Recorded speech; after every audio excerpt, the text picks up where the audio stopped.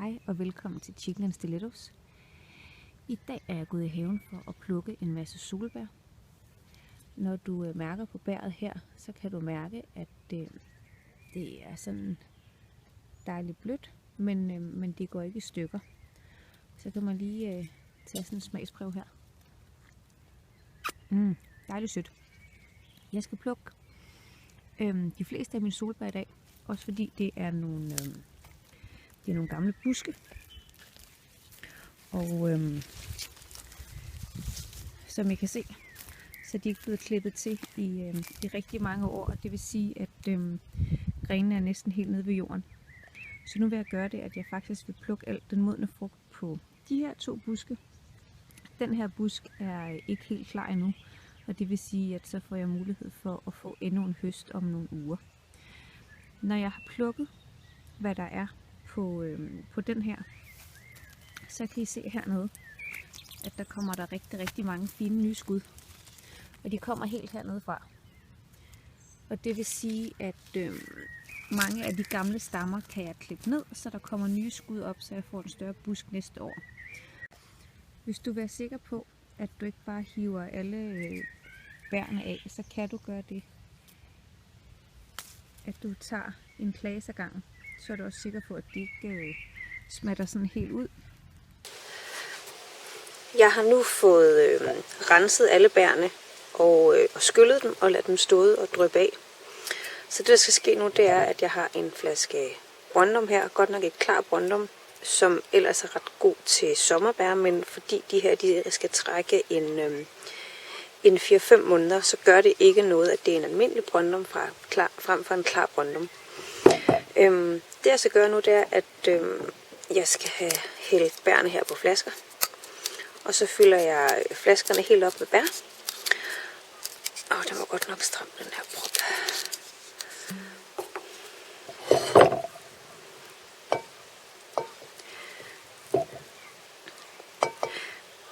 Det er rigtig godt, at de er gode modne, men de skal selvfølgelig heller ikke være sådan totalt smattede, bærene. De må ikke være overmodne, når man plukker dem. Der er nogen, der godt kan lide at komme noget rørsukker i, eller noget honning. Men jeg kan faktisk bedst lide at smage snapsen til undervejs. Fordi bærene her er rigtig søde. Og jeg synes måske, det vil være synd at lave snapsen alt for sød. Så derfor kommer jeg hverken honning eller rørsukker i fra starten af. Men smager til undervejs. Når de her de så har stået og trukket en 5 måneders tid, så når vi frem til december måned. Så kan man smage den til. Og hvis man så, når den har trukket, at man stadigvæk synes, at den er for syrlig, så kan man smelte lidt af akaciehonning og blande det op med en lille bitte smule af snapsen her. Lad det køle af og hælde tilbage i flasken, når bærene de er kommet af. Og så får man en lidt sødere snaps. Men lad være med at ødelægge snapsen ved at gøre den alt for sød, fordi man kan altid gøre den sød bagefter. Men det er godt nok ærgerligt, hvis man får en alt for sød snaps, fordi så bliver det meget dessertagtigt. Og nogle gange er det også meget rart, at man kan nyde en snaps, som ikke er alt for sød. Resten af bærene her, dem skal jeg bruge til at lave marmelade af. Så der er rigeligt bær.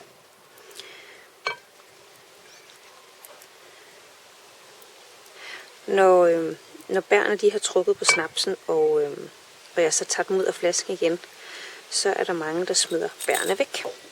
Og det er jo rigtig ærgerligt, fordi man kan faktisk sagtens koge et lille glas marmelade på den til noget ost, når de har trukket på snapsen. Og lige så snart man koger bærene op, så forsvinder alkoholen, og så har du bare sødmen, og så kan man jo komme lidt ekstra rørsukker i, hvis man godt kan lide sådan en lille sød bærmarmelade til sin ost.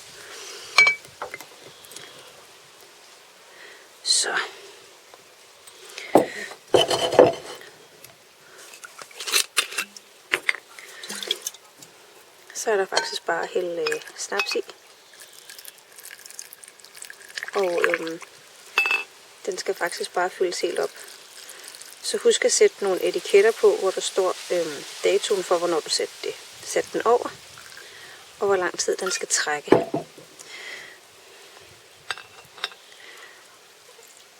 Der er også nogen, der kun lader den trække i 2 måneder, men igen, smag til undervejs, og find ud af, hvordan du godt kan lide din snaps.